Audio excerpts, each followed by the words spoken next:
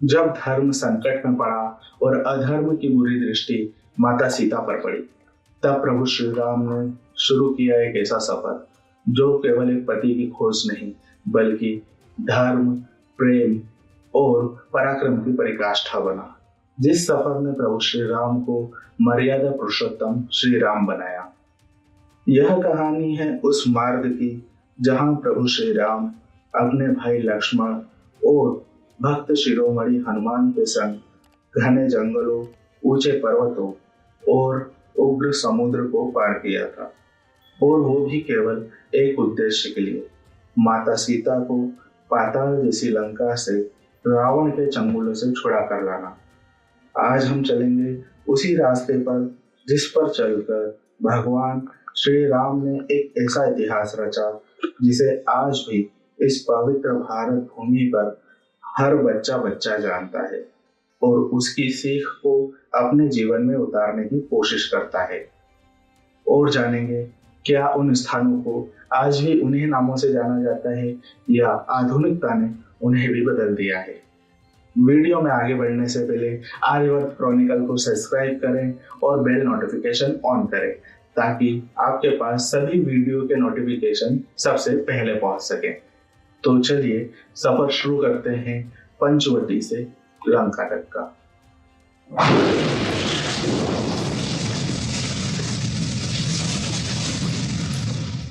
हमारी यात्रा का पहला स्थान है पंचवटी, जो आज नासिक का एक प्राचीन तीर्थ स्थान बन चुका है।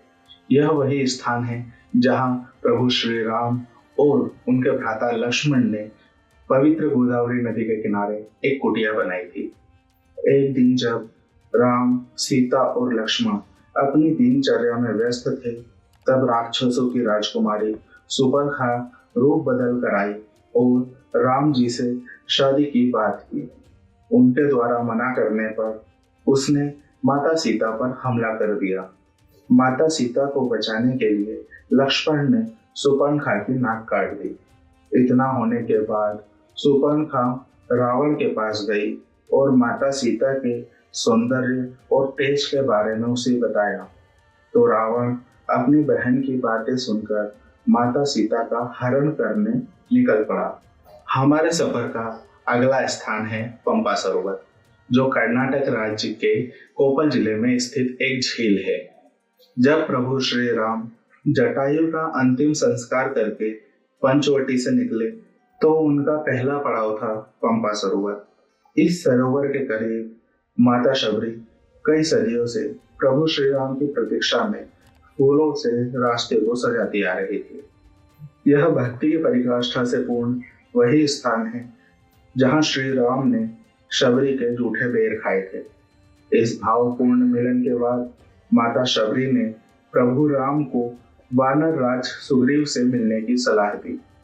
माता शबरी की सलाह अनुसार प्रभु श्री राम ऋषिमुख पर्वत के करीब पहुंचे, जो आज के हम्पी में स्थित है। यहाँ पर उन्हें भक्त श्रीमणि हनुमान मिले, जो उन्हें अपने कंधों पर उठाकर सुग्रीव से मिलाने ले गए। जहां उनकी सुग्रीव से मित्रता हुई और उन्होंने बाली का वध कर सुग्रीव को किष्किंधा का वानर राज घोषित कर दिया। किष्किंधा के राजा बनने के बाद सुग्रीव ने वानरों के 4 दल बनाए, जिन्हें उन्होंने चारों दिशाओं में भेजा ताकि वो माता सीता का जल्द से जल्द पता लगा सके। पूर्व दिशा में लूदपति विनंत का दल, पश्चिम दिशा में अचिश्याम और अचिरमल का दल, उत्तर दिशा में शतवली का दल था।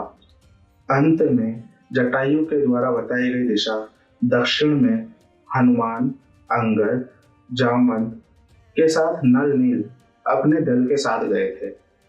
इसी दिशा में कई कठिनाइयों का सामना करते करते अंगद का दल समुद्र के किनारे धनुर्कोष्ठी पर पहुंचा, जो तमिलनाडु में स्थित है।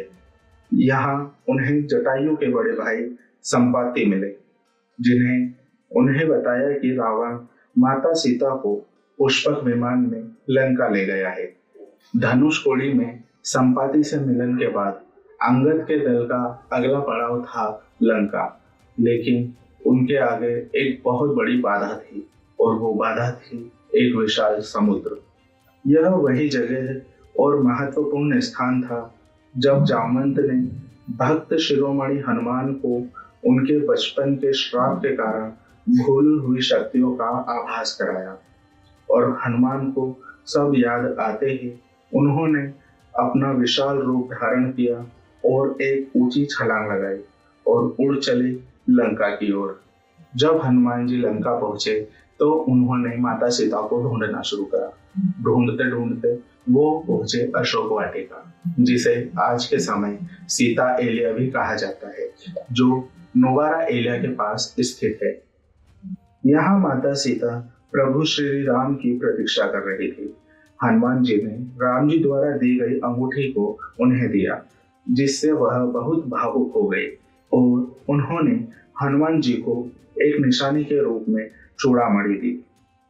हनुमान जी लंका से निकलने से पहले रावण को श्री राम की शक्ति का थोड़ा परिचय देना चाहते थे और उन्होंने अशोक वाटिका को नष्ट करना शुरू कर दिया।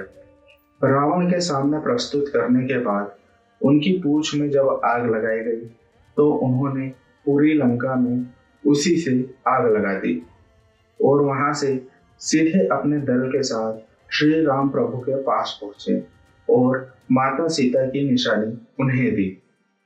हनुमान जी से माता सीता की खबर मिलते ही श्री राम धनुष कोष्ठी पहुंचते हैं। उन्होंने यहाँ पर रामेश्वरम की स्थापना की, जिसके पश्चात उन्होंने समुद्र देवता का आवाहन किया। समुद्र देव ने उन्हें एक पुल बनाने की सलाह दी। उनकी इस सलाह के बाद नल और नील ने मिलकर पूरी वानर सेना को एकत्रित किया और पत्थरों पर राम नाम लिखकर मन्नार द्वीप, जो आज लंका का एक हिस्सा है, वहां तक एक पुल बनाया, जिसकी मदद से श्री राम विशाल वानर सेना लेकर लंका तक पहुंचे। प्रभु श्री राम के लंका पहुंचने के बाद उनकी और रावण की सेना के बीच घमासान युद्ध शुरू हुआ।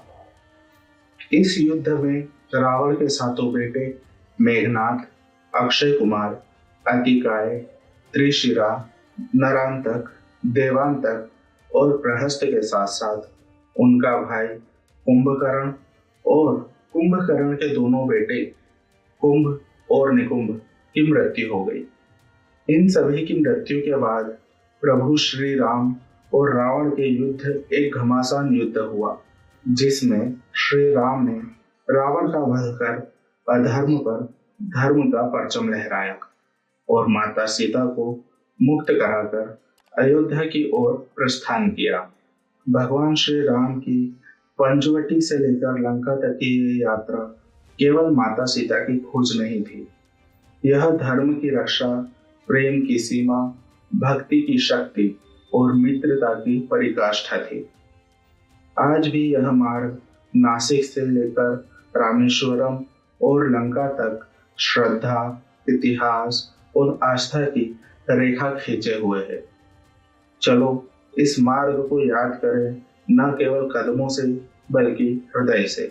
आपको ये वीडियो कैसा लगा हमें कमेंट करके जरूर बताएं और ऐसे ही ज्ञानवर्धक वीडियो के लिए आर्यवर्त क्रॉनिकल को सब्सक्राइब करें और बेल नोटिफिकेशन ऑन करें, ताकि आपको सभी वीडियो के नोटिफिकेशन जल्द से जल्द पहुंच सके।